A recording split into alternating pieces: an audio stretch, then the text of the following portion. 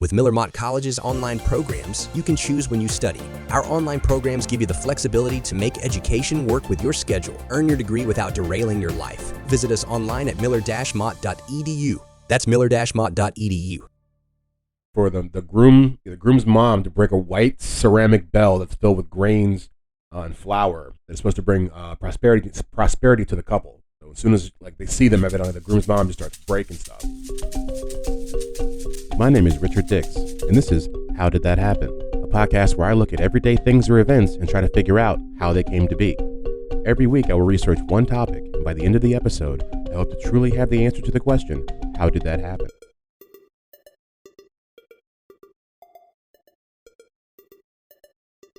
All right, welcome back to another episode of How Did That Happen? HDTH. This week we are talking about marriage, the whole idea of marriage, the institution of marriage.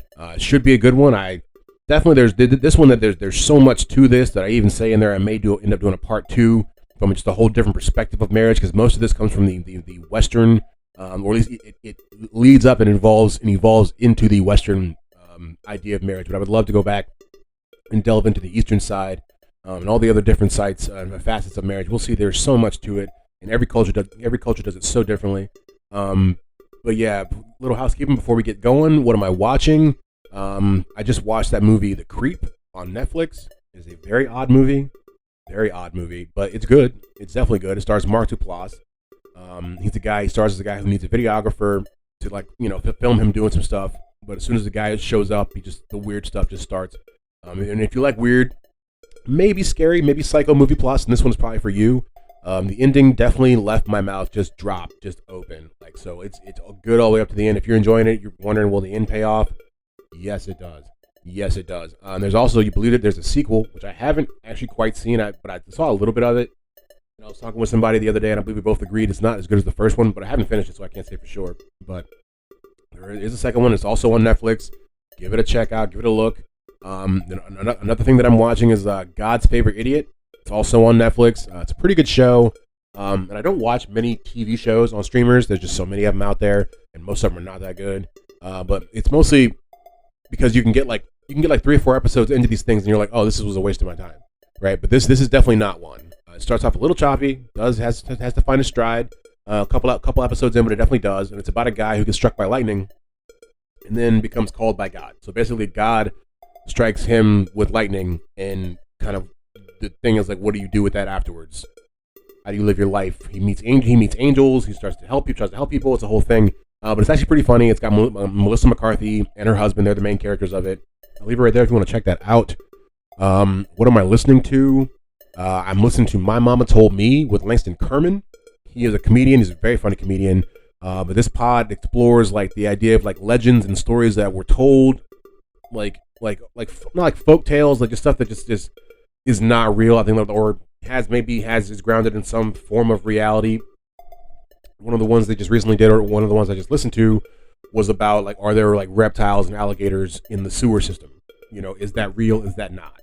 Stuff like that. They do all different kind of different things like that, and very I would definitely give it a listen. It is funny, and you may end up learning something along the line as well. But as I always say, if I can plug those podcasts, I can plug my own mini-sode as well. Every Thursday at 4:30 a.m., you can find Bite-Sized Bios, BSB. We profile somebody in history that I don't think gets talked about that much. The last episode was about Ric Flair, and we learned a lot about him. I didn't know anything about him, and like I kept saying in the episode, the biggest thing for me was why do I know this dude and I don't watch wrestling? So how is he so magnetic and so, just people just want, everyone, I don't know. People seem to know about him, and I wanted to know why. We find out a few interesting things. Find out that his adoption may or may not, have been on the up and up, and that it was actually part of a larger adoption crime ring that was happening in Tennessee in the 50s. Or, yeah, I think he was born in 49. I don't want to get it wrong. I definitely say the right date in the show, but definitely check it out. We've covered people like Nelson Mandela, Morgan Freeman, Jackie O, Benjamin Franklin. Who else did we do? We did Ellen. We've done Michelle Obama. We've done a bunch, and there's definitely more to come. So if you guys like hearing about biographies of people, which I love to do, Head over to hthappen.com where you'll find all the transcripts for that, as well as the other episodes. You'll find the works cited for anything that's anything that I find, I put on that works cited because I want you guys to be able to see what I see and see where I'm finding this stuff at. But as always, if you like what you hear here, give us a like and subscribe wherever you find this. Give us 5 stars if you feel so inclined. Or if you want to give us 2 stars and say, well, you didn't want to give us 5 stars, that is fine too. Constructive criticism is always welcome. But I don't think there's much else to say. So without further ado, as we're going to do here, let's get to the episode. All right. So today we're going to talk about marriage, the institution of marriage, what binds two people or sometimes more together.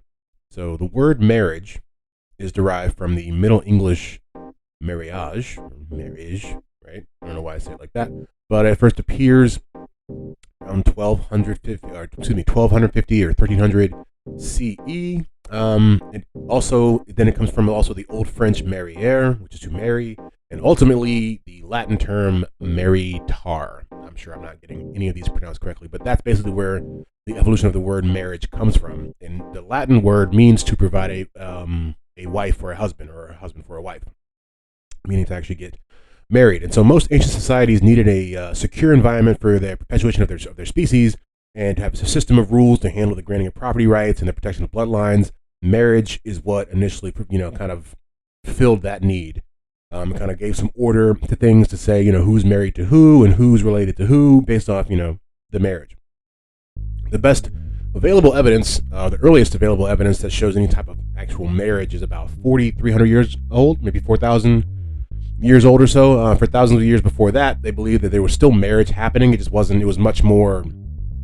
It wasn't as rigid as we'll see it come to be in the coming years. It was more like a group of loosely kind of organized people, like a 30-person kind of group, and maybe some people are together, maybe some people are not, maybe one guy shares multiple women, maybe one woman is with a multitude of guys. That's kind of what it was before we see it kind of become into the man and woman sort of union, or even the polygamy style union. As hunter-gatherers settled down into these agrarian civilizations, they needed more stable arrangements, kind of like what we're saying. They had to go from the group of I don't know who's with who to now, okay, when we're a little bit more stable, I need to know that that's my woman right there, that's my husband either way. And the first real evidence of marriage ceremonies, and we'll see this a lot. What we've seen this throughout the time during the podcast. A lot of early things for humanity happened in Mesopotamia, and so the first place where they really see real marriage ceremonies dates back to about 2,300 BC in Mesopotamia.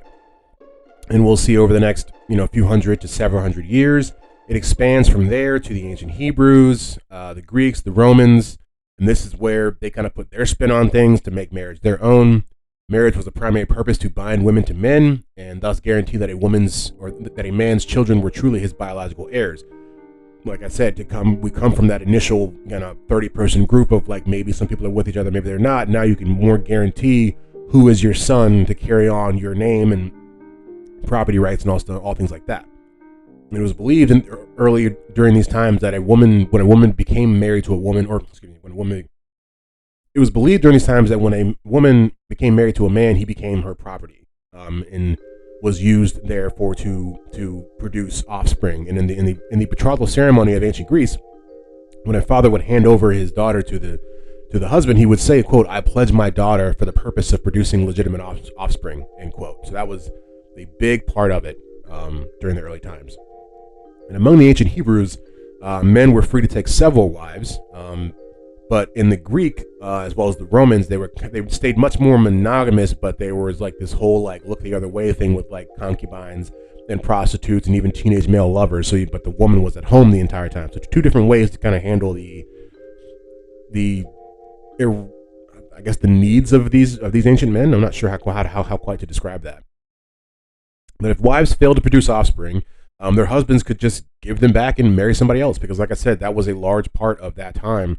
You're here, you know why you're here for a reason, and that's to give this man children. Their words, not mine. But if you didn't do it, they could just like bring you back at the customer service desk at Walmart. So as the Roman Catholic Church becomes more powerful throughout Europe, we see that the blessings of a priest becomes a more necessary step for marriage to be considered to be actually legal and to be recognized within the church.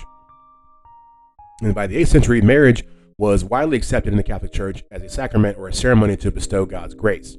And so there are a lot of actual pieces that we'll talk about that make marriage into the modern entity that it is right now. It didn't start out to be, or it didn't start out as what we know it to be now. It had to go through some different things to become the marriage product that we have before us today. So one of the more important things that we'll see is the idea of consent, which, as we know, is not something that's always given for a number of things throughout history. But so the idea of consent for marriage, meaning that both parties actually agree to it, because we know, we also know the idea of arranged marriages, and there's people who get married, for certain reasons, whether it be whether it be about wars, providing peace in war, or just combining property rights for certain areas. I mean, there's a number of reasons to get married, but for a long time, it wasn't always between two consenting parties. It was maybe between one consenting party, and maybe the father of the bride thought that this would be good for their family, so he gave his daughter over, and she wasn't really into it. So we see around the 11th century, the idea of consent in marriage kind of arises. And it really comes from this guy, he was a Benedictine monk named Gratian.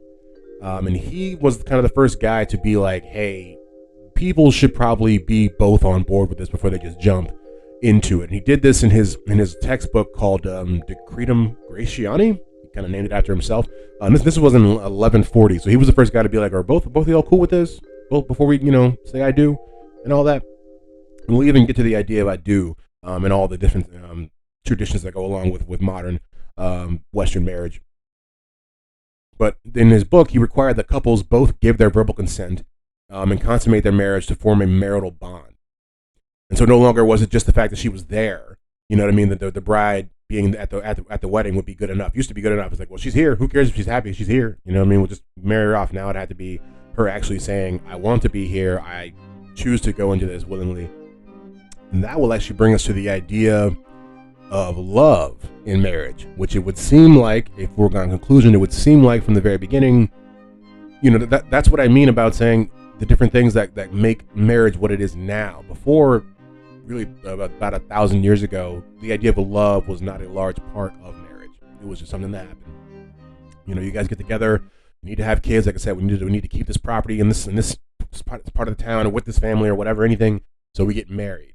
We want to quell the issues that are happening abroad. So we'll have these two people who represent these two different, sovereign nations get married. It's not because they love each other. It's because it's a means to an end. But we'll see the idea of love and marriage really comes from these guys. And I've never really heard of them before. They're called the troubadours. I've heard of the term troubadour, but I didn't really know what it was. And so what the real troubadours, they were composers and poets that wrote in the Occitan language during the 12th and 13th centuries. And they were guys, they would go around and they would just sing about love, and they were nobility, and their main audience was the court, the royal court. And they would really kind of go on to establish the ideas of not being in love. I think love has already been around, but the idea of love being a facet of marriage itself. And they use this to define what they call the courtly values. And from here, we'll get to the vows, the actual marriage vows. And this is what I meant earlier when I said we'll get to the idea of why we even say I do. And I don't think I have that specifically. I have to look into it. But what we do have here is that basically the vows that get recited today date back to about 500 years ago, and were created by a man named Thomas Cranmer. And he is considered to be the architect of English Protestantism, right? And so he laid out all of the modern wedding vows in a book called the Book of Common Prayer. And in that book, it's been revised multiple times, but in that book you find the actual foundations of what the current modern day vows are. Things like to have and to hold, right, from this day forward, for rich or for poor. All that comes from his book, the Book of Common Prayer, initially published in 1552.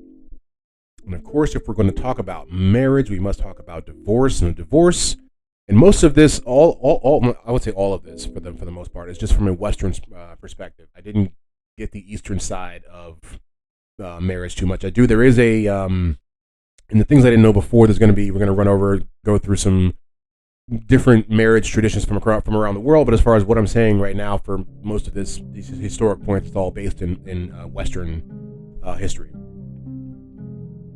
But so in 1670, Parliament passed an act that allowed John Manners and Lord Roos to divorce, John Manners, who was Lord Roos, to divorce his wife, Lady Anne Pierpont. And this really kind of created the first precedent for actual divorce, but it wouldn't become divorce as we know it, because for the next few hundred years, basically, if anybody wanted to get divorced, it was like had to be done by an act of Congress. So it wasn't as simple as just going to court and saying, "No, I want to be divorced." But it did create the precedent for somebody saying, "I don't want to be with this woman anymore," or I don't want to be with this man. And up until then, I don't really know how they handled divorce. To be truthfully honest with you, I don't think it really happened all that much. As far as when you talk about making it official to now talking about the idea of divorce, I think within then people were just staying in these marriages because it, like we said before, it wasn't all about love anyways. It was more of a business transaction. We'll see in 1858, it first does become, it's the first time that people can actually get divorced through a legal process and not like something they have to submit through to Parliament, which is a big thing. When I first read that out, what I said earlier was that they had to, if you're going to get divorced, you had to go to Congress. That's crazy. Imagine right now if you didn't want to be with the person that you're with, you wanted to get divorced, you had to drive or fly to Washington D.C. You know what I mean? And like basically petition your senator and to say I don't. That's just a lot. But we finally see in 1858 it becomes a legal process, and what we see as well is in about 100 years after that is the first time that. Because you had to have really good reasons before this in order to do it. But with the Divorce Reform Act of 1969, it's where you can really start to see people can just say, well, our marriage just kind of fell apart. And so you really do see an evolution of they're not even being a part of marriage 1,000 years ago to now the lack of love in marriage is a reason to not want to be married anymore. It's a very interesting timeline when you think about it. Just the fact that because I would have always thought that love would be a part of marriage, but you see from history that it's not. And now we're even to a point where, like I said, now we can say this is the reason why I don't want to be married anymore, because there is no love in this marriage. It comes full circle. The next bit of wedding tradition we're going to talk about is the engagement ring. And so it is a universal marriage tradition across a lot of the globe. The custom actually dates back to the ancient Romans and Egyptians. Go figure. And what I didn't know, and I believe we've covered before, is how actually close those two cultures worked together. Because not together like in conjunction, but like they were around some of the same times. And the Romans actually even settled the Egyptians right before they would end up, I think, the fall of the Roman Empire. But I mean, I growing up was always thought that they were just completely different and separate entities, but they were not. For a bit of time, they were actually one thing. So it's not surprising that the idea comes from both of them at the same time. But it is believed that the roundness of the ring represents eternity, and so thus wearing the wedding ring symbolizes a union that is supposed to last forever. And even back during that time, this is why one of the reasons that it goes on the finger, the ring finger, is because there was thought that there was a vein in the ring finger that ran directly to the heart. So that is like that's why we have a ring finger. That's why we wear our ring on our ring finger, is because about 1,000 to 1,500 years ago, before modern medicine, people thought that there was a vein in your finger that ran directly to your heart. And so it's like from this, unified ceremony we're having where we put a ring on our fingers on this finger that goes directly to your heart. It's like almost too much to stand. All right, and now I will tell you about different types of marriage that came after the initial marriage. And we have things called common law marriage. And that's an informal marriage, a legal network that makes people married due to living together for a period of time. They're not always legal. Depends on it has to be legal in whatever locality you live in, but it is a thing. To just be with somebody long enough that you end up being married to them. There's exogamy, which is when you marry outside of a specific clan or tribe. Of course, we have monogamy, which is just marrying one person. Then you have polygamy, which is the practice of having more than one spouse at the same time. And then there's polyandry, which is women who have more than one husband. I've never even heard of that before. So polyandry is women who are married to more than one guy. And then there's also same-sex marriage, just a gay marriage. But yeah, I think that's really all I have for like the actual marriage middle meat of this. always interested. I wasn't sure how to put all this stuff together and make it an episode, but I knew I had some good information, and so I was hoping to share this with you guys. And that is how marriage happened. And now it's time for the roundup.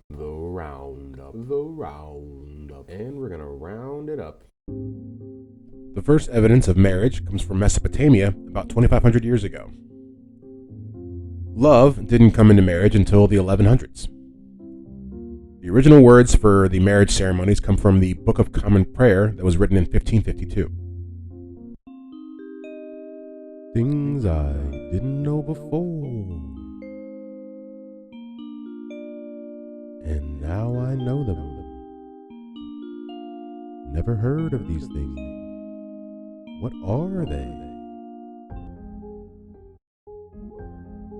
All right, so what we're going to do for the things I didn't know before segment is I actually found this website that just tells a bunch of different wedding traditions from all around the world, and I thought I was going to try to list these off and put them in the actual regular meat part of the episode, but I thought this would probably be better served spot to do it. So we'll just hop right in with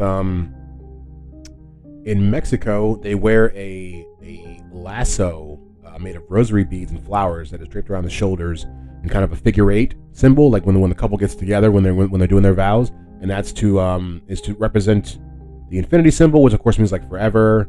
And yeah, just like the whole union of the couple. I thought that was pretty interesting. You don't really see that very often. In Armenia, they balance lavash flatbread on their shoulders, and that's what you do when you're getting married in Armenia. According to the customs, when the bride and groom enter the wedding reception, typically the groom's house, they break a plate for good luck, and then are given the bread and honey by the groom's mother. They balance the bread on their shoulders to ward off evil spirits. Eat spoons full of honey to symbolize happiness. Wow. Yeah, I thought another one that I thought was interesting was in the Congo, when on their wedding day the bride and groom, they can't smile. They can't smile at all. They have to keep a straight face, because if they don't, then it seems that they're not taking the wedding seriously. They're not taking their marriage seriously. So in other cultures where it's a very happy, and everyone else is probably happy and smiling, but you can't smile. I'd never heard of that before. In Fiji, when a man asks a woman's father for her hand in marriage, he presents him with a whale's tooth. You're gonna get a whale tooth. So in Guatemala, they break stuff. It's very custom for the groom's mom to break a white ceramic bell that's filled with grains and flour. That's supposed to bring prosperity to the couple. So as soon as they see them, evidently the groom's mom just starts breaking stuff. Okay, so in Japan, women wear all white, which is just like a lot of Western ceremonies, but their outfit's called a tsuno kakushi, right? And it's got a hood on it. It's a kimono with a hood. She's wearing all white, and that's not the crazy part. The hood is supposed to hide the so-called horns of jealousy that she feels towards her mother-in-law. There's a lot to unpack there. There's a lot. So in Russia, they have something called a karave, which is a big piece of bread, right? And so the idea is whoever takes the biggest bite of the bread without using their hands is considered the head of the family. And I can only imagine how that must have went over to some people. If the guy's expecting to be the head of the family and your wife just takes this huge bite and everybody's just like, oh, see who wears the pants, that relationship. Okay, I've only got a couple more, and then we'll get out of here. But man, there's one or two that I want to share with you. So in Mongolia, before you can even start to try to get married, let's say you met the person you want to be with, and you're all about to set a date. Before you do that, you have to go kill a baby chicken and cut it apart, and do this while you're both holding the knife together, right? You have to try to find its liver, and then if you don't find it, then you got to get another chicken, kill that chicken too, and you keep doing it until you're successful. That's what happens if you get married in Mongolia. The last one I'll share with you, it happens in French Polynesia, on the Marquesas Islands of French Polynesia. Once you're done with the wedding, once it's all said and done, I do, love you, all that good stuff. The bride's the relatives of the bride lay side by side, face down on the ground, and the bride and groom walk over them like they're a rug. People get down differently all over the world.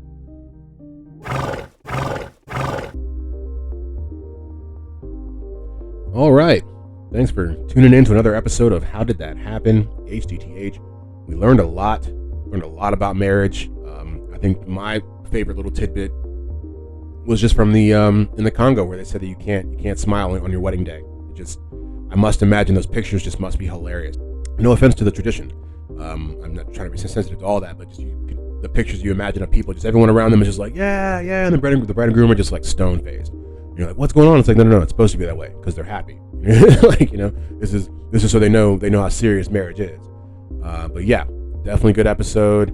As always, if you want more of that, head over to hdthappen.com. You will always find the transcripts and photos and videos and works cited for every episode that we do here.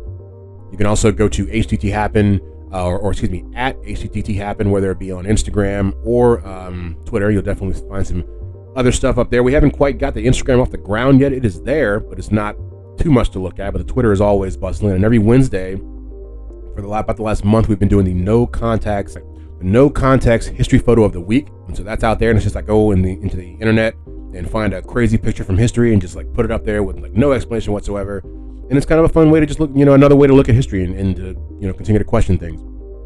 But I believe that's about it. As always, like and subscribe wherever you find this podcast. Give us 5 stars if you want to, and 2 stars if you don't want to, and tell us why you didn't want to give us those 5 stars. That's great as well. I don't think I have much else to tell you guys. No, as always, thanks for pressing play. We'll see you in a couple days with the next bite-sized bio.